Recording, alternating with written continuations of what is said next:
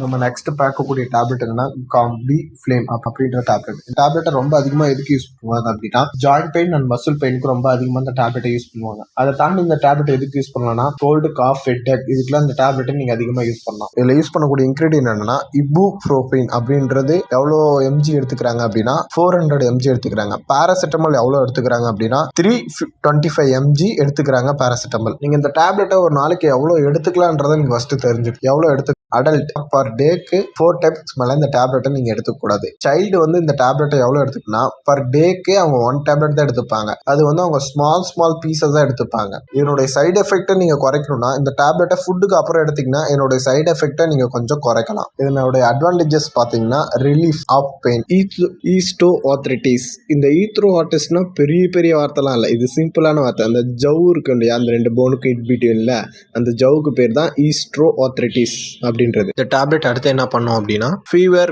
Gold, cough இருந்தாலும் reduce ஆகும். அடுத்து இதனுடைய ப்ரிகாஷன் என்னன்றதை பார்க்கலாம். Liver damage, allergy, kidney failure, heart failure, breathing problem and blood disorder, இதெல்லாம் இதனுடைய ப்ரிகாஷன். இதனுடைய டிஸ்அட்வான்டேஜ் என்னன்னா ஃபர்ஸ்ட் எல்லோ கலர், அதாவது எல்லோ கலர்ல ஸ்கின் அப்படின்னா ஹை, இது ரெண்டும் எல்லோ கலர்ல மாறிடும். டையேரியா வரும், decrease urine output, blood vomiting வரும், heartburn and mouth ulcer, rashes.